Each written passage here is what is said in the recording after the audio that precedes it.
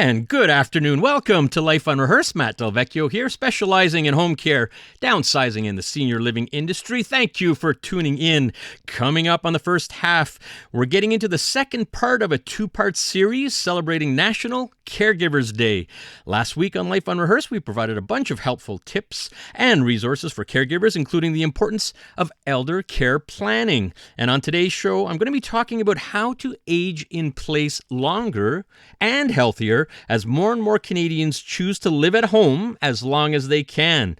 And on the second half of the show should be very interesting. Are doctors prescribing us too many prescription medications? That's right. Medication overload is becoming a serious issue and can be very concerning for all of us. In fact, 62% of Canadians over the age of 65 take at least 5 different prescription medications. And wait, a quarter of our population over the age of 65 take at least 10 different prescription medications. It's a hot topic these days, and I'm going to be talking to a clinical pharmacist with an in-depth look at medication overload that might raise a few eyebrows, and that's going to be coming up after the 4:30 news. I hope you're enjoying this gorgeous Sunday. This week is looking pretty good as well. It's going to be double digits most of the week, and of course, the weather's looking great for the eclipse tomorrow. You know, I didn't realize it's a 2-hour affair. However, total eclipse is happening 3:27 p.m. Have your glasses ready. Should be very interesting. Once-in-a-lifetime event for many of us as we get up there in age. We won't see one of these again. All right. As mentioned at the top, we're celebrating National Caregivers Day, which occurred earlier this week. And did you know that almost 1 in 4 Canadians are caregivers? Almost all caregivers are unpaid, and they're most likely thrust into the role of caregiving with no formal training at all. And it certainly can be stressful, it can be exhausting, and for sure, it can be overwhelming. Adding to this challenge is that we have what's called a silver tsunami happening right now. And as we age, more care is required at home. However, this is putting an enormous strain on our healthcare system. We're all seeing this with hospitals and waiting times and so on. In fact, the number of people waiting for home care today through the CLSC has more than doubled in the last 4 years. It is over 20,000 people today in Quebec waiting for public home care service. That is a lot of people. Some families are waiting it out. Some adult children and spouses are actually leaving their jobs to help out, and other families are choosing to go private. However, private can be costly. And, well, to help guide us through these muddy waters, I'd like to bring in Mark Wathen, founder of Premier Home Care, and Kirstin Bennett, managing director of Premier Home Care. Welcome to Life Unrehearsed. Thanks, Matt.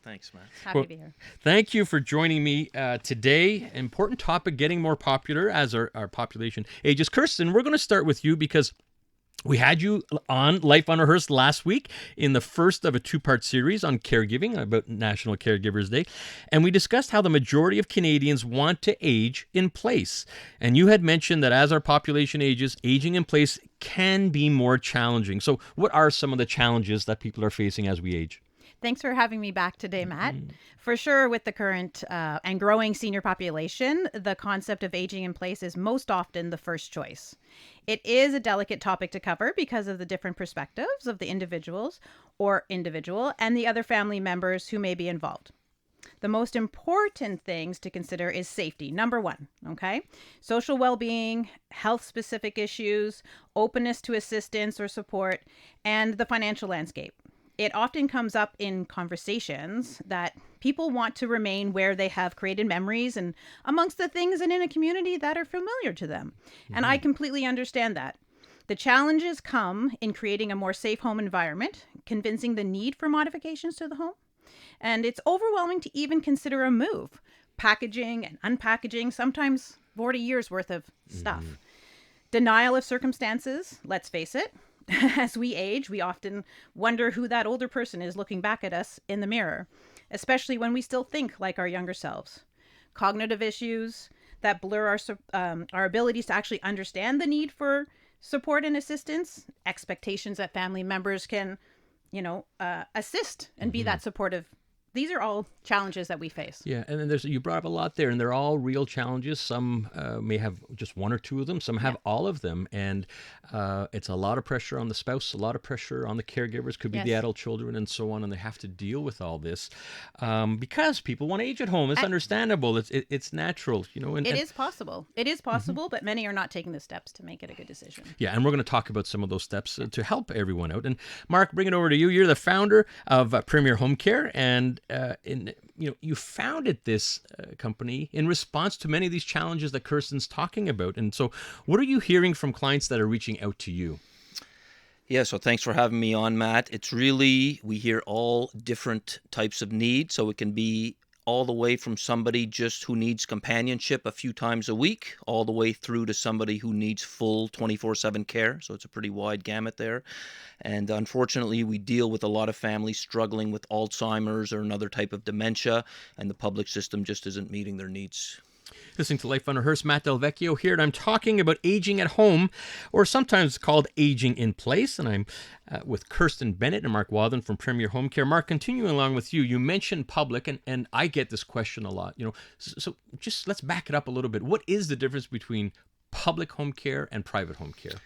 Yeah, so public is basically the CLSC sending their own caregivers to the home up to 5 times a day for various types of services, be it dispensing medication or bathing. And usually these are different people during the day.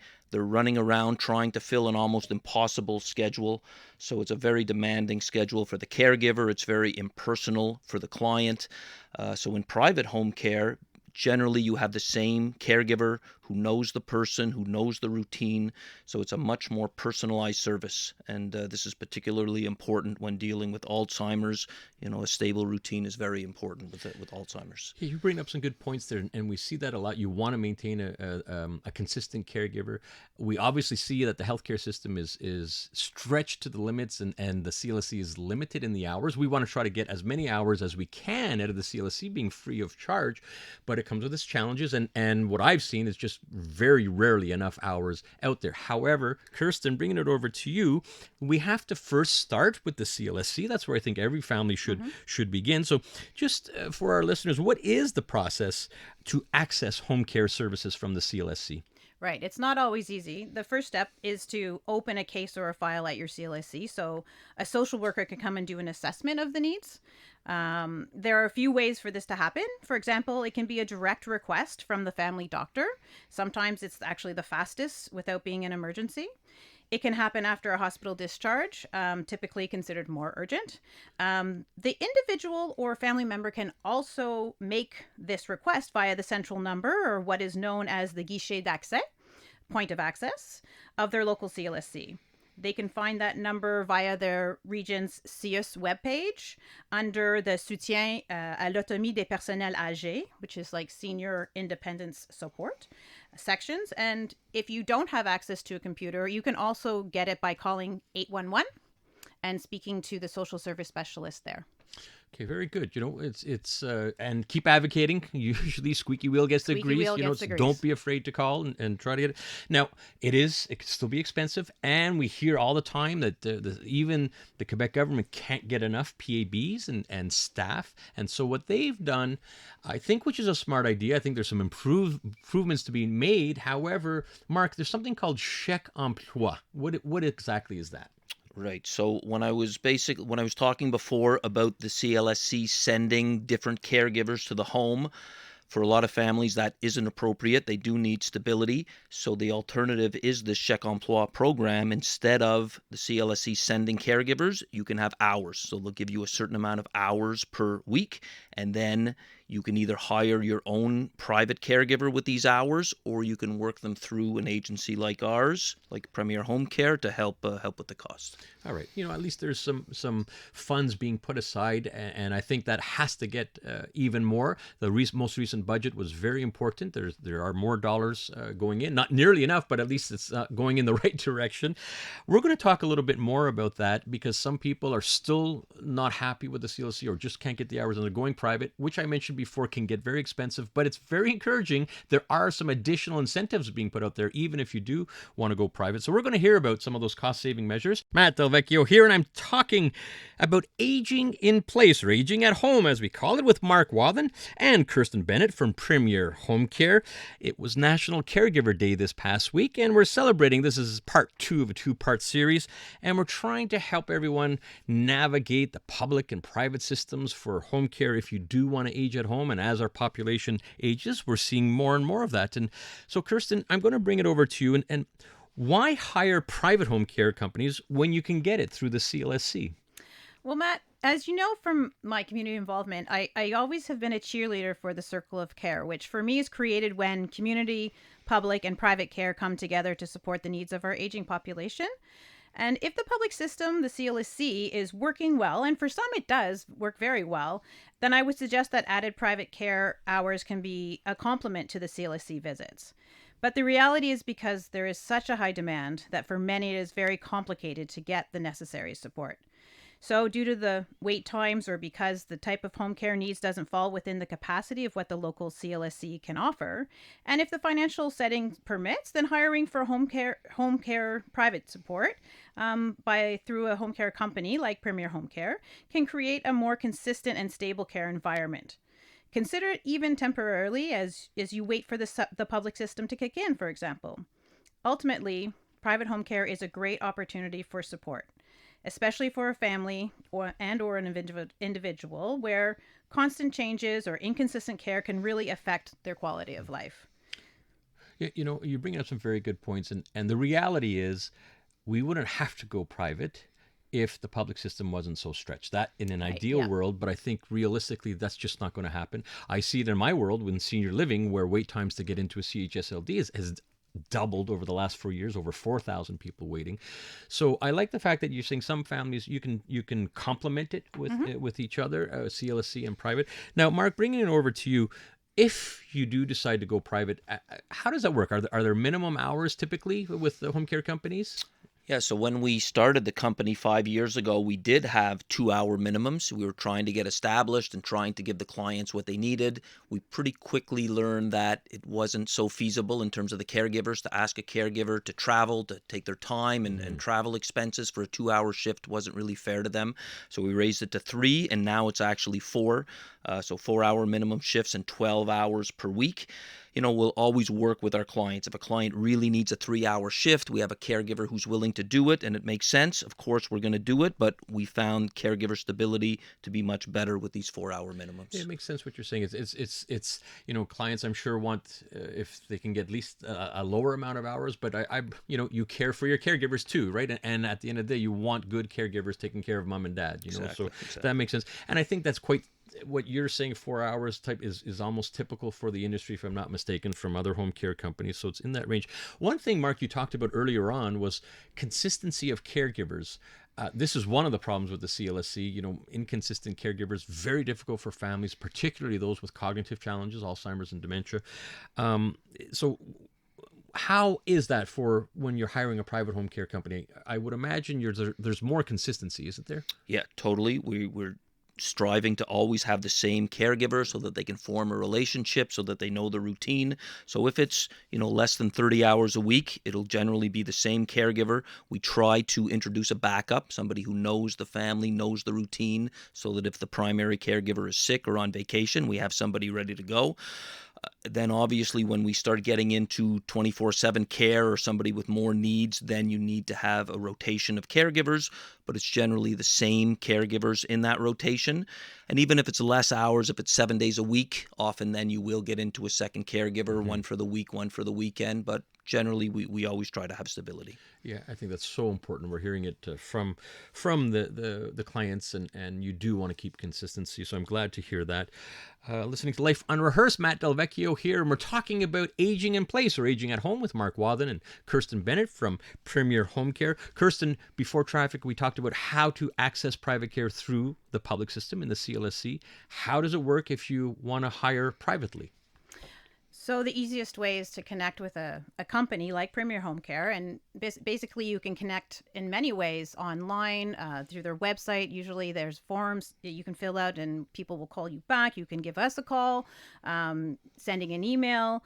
And, at that point we start the conversation to better understand what the needs are and the available programs for like the Chèque Emploi Service program. We ask them about the service requirements.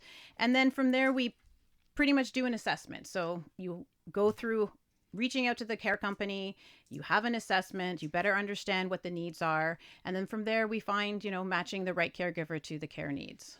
Right. And I think that's so important from those that are getting the care. You want to make sure you're matching up the right caregiver. It's usually a spouse or a mom or dad, and you want to make sure they're being taken care of and customize that care plan. So very good to know.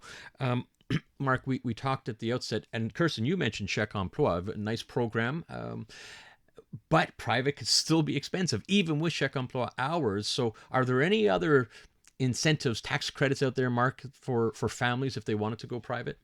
Yeah, so in addition to the Chèque Emploi, which lowers the hourly rate and there's no sales tax if you're using Chèque Emploi, another important program is from Revenue Quebec. There's a tax credit. It's currently 38%. It's going to go up 1% a year, so it'll be 40% by 2026.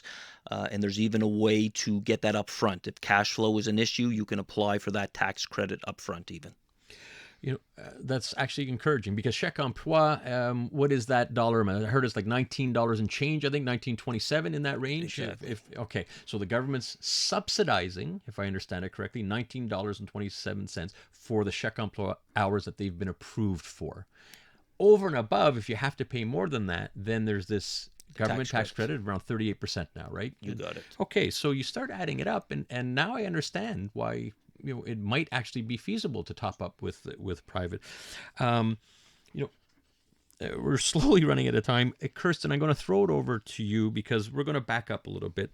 You are an elder care planning specialist, and I'd love to hear some words of advice from you for families who may have aging parents or an aging spouse that they need to take care of. Any words of advice? Well, honestly, it's the system, that can be difficult to navigate, and resources are not always easy to know about. So I would say always advocate for them in the public health system. Never stop learning about and seeking out support services to bring to their attention. Explain that safety is number one, and don't be afraid to have difficult conversations. You take them one step at a time, and always remember, as a caregiver, you need breaks too. Work that into the plan because the family caregiver's well-being is just as important as the family member receiving their support. So respite provides new energy to continue supporting the person you are caring for.